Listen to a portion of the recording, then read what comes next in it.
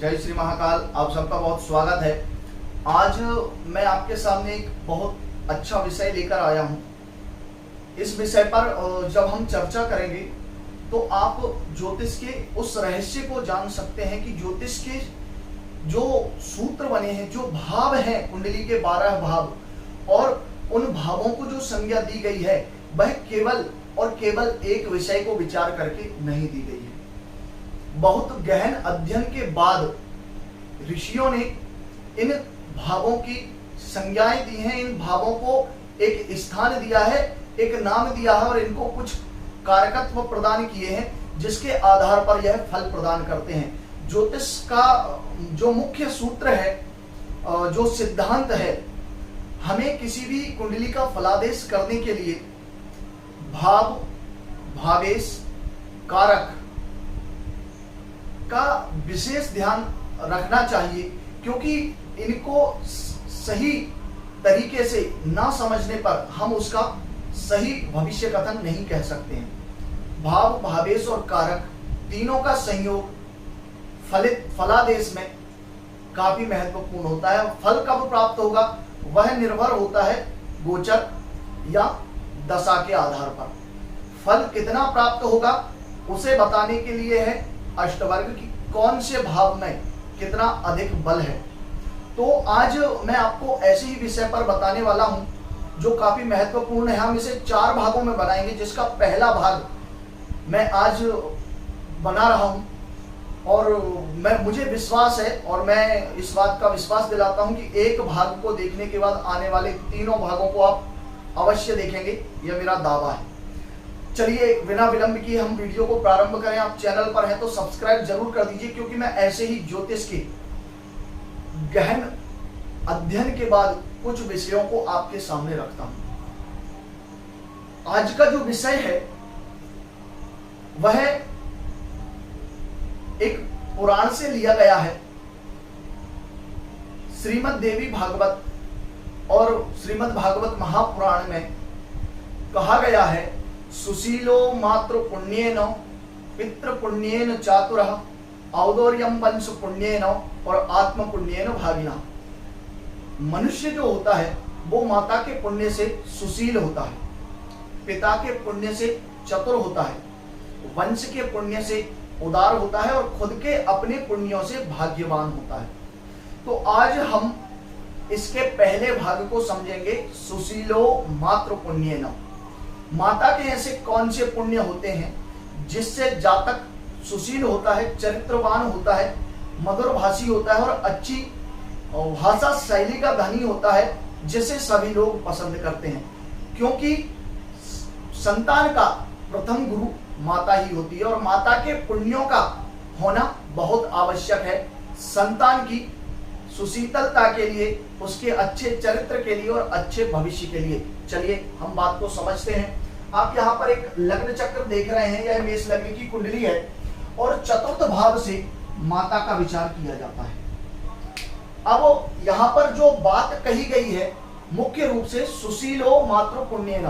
सुशीलो अर्थात चरित्र, उसके अंदर की नम्रता, उसका व्यवहारिक गुण, जिसके आधार पर वह सफल होता है। क्योंकि शिक्षा तो बहुत बाद में वो प्राप्त करता है। प्रारंभिक शिक्षा गर्भ में आने के बाद और विद्यालय जाने से पूर्व की जो शिक्षा संस्कार होते हैं वह उसे अपनी माता से ही प्राप्त होते हैं। और माता के पुण्य, माता के अच्छे कर्म और माता का धर्म संतान को जीवन में उन्नति दिलाने वाला होता है। चलिए समझते हैं हम। आप जानते हैं कि लग्न से नवम भाव भाग्य का होता है, लेकिन हम जो विचार कर रहे हैं सुशीलो मातृ पुण्येन है, तो हम चतुर्थ भाव को लग्नवत देखेंगे, हम चौथे भाव को लग्नवत देखेंगे। और यहाँ एक चीज ध्यान रखिए, जातक की सुशीतलता, उसके अच्छे गुण, उसका चरित्र और उसके व्यवहार के विषय में हम देख रहे हैं, लेकिन देखेंगे कैसे? माता के भाग्य से।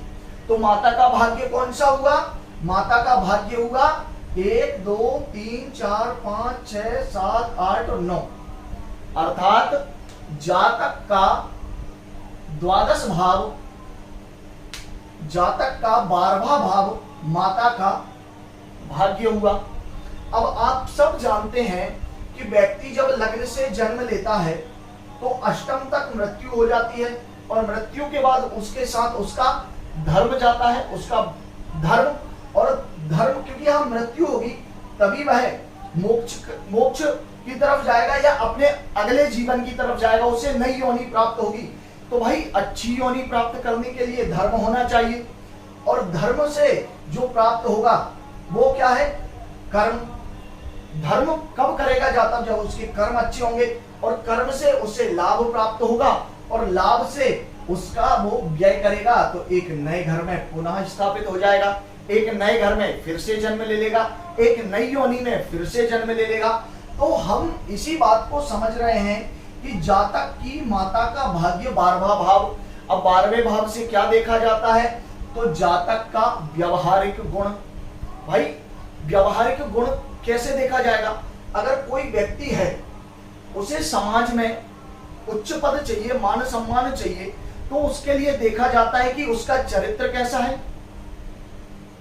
उसका बोलचाल कैसा है, उसका व्यवहार कैसा है, और वह किस प्रकृति का व्यक्ति है। अर्थात जातक की विशेष रुचि, क्या वह काम के प्रति ज्यादा उसका लगाव है, उसकी, या फिर उसका धर्म के प्रति ज्यादा लगाव है, या फिर उसका लगाव किस क्षेत्र में है, किस तरह का है। क्योंकि यह सुख का भी भाव है, क्योंकि सुख के लिए हमें खर्च करना पड़ता है, और यहां व्यय होगा तो वह इन सभी भावों के सुख को प्राप्त करेगा।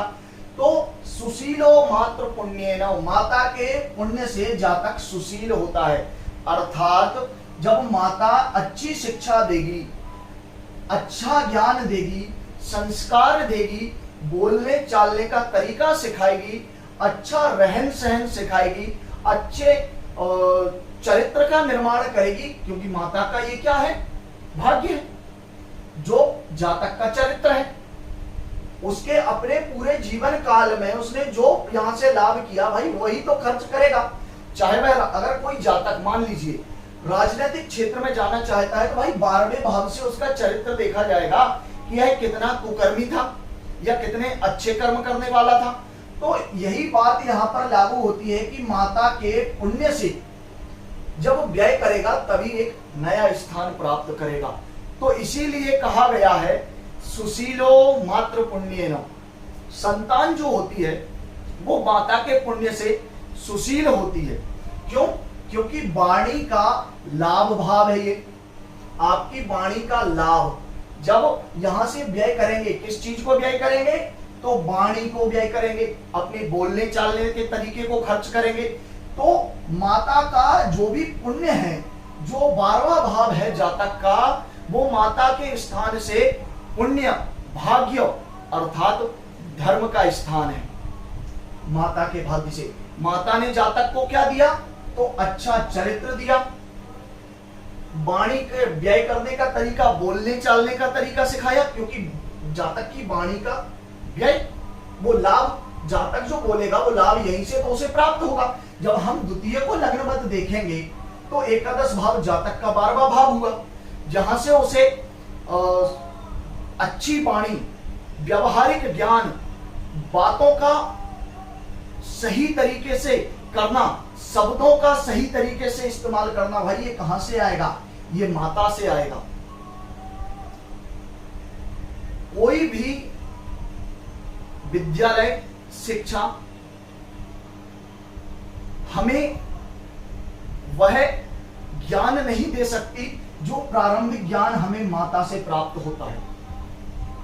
हमें सिर्फ अपने जीवन को यापन करने के लिए और लाभ प्राप्त करने के लिए ही शिक्षा से ज्ञान प्राप्त होता है। तो माता जो ज्ञान देती है वो हमारे संपूर्ण जीवन काल में हमें उन्नति देने में सहायक होता है, क्योंकि माता का ही वो ज्ञान है जो हमें पढ़ाई के लिए प्रेरित करता है, शिक्षा के लिए प्रेरित करता है। सबसे ज्यादा सपोर्ट हमें माता का होता है। तो माता के पुण्य से जातक भाग्यवान होता है। क्यों? क्योंकि माता ने जो व्यावहारिक ज्ञान दिया है उसी को वो यहां से व्यय करेगा तो लग्न स्वयं जातक को उसका लाभ होगा। भाई व्यय किसके लिए कर रहा है? क्या किसी दूसरे के लिए कर रहा है? नहीं, 12वां भाव व्यय स्वयं जातक के लिए होता है। वो अपने लिए ही तो व्यय कर रहा है, अपने लिए ही तो खर्चा कर रहा है, अपनी अच्छी वाणी को, अपने उज्जवल चरित्र को। यदि चतुर्थ भाव खराब हो जाता है तो समझ लीजिए कि उस जातक का चरित्र, उसकी वाणी और उसका रहन सहन सब कुछ नष्ट हो जाता। और यदि ये मजबूत है तो यहां फिर धवलता अर्थात उजाला ही उजाला है, लाभ ही लाभ है। तो आप इस बात को बहुत अच्छे से समझ गए होंगे कि कैसे माता के पुण्य से जातक भाग्यवान होता है।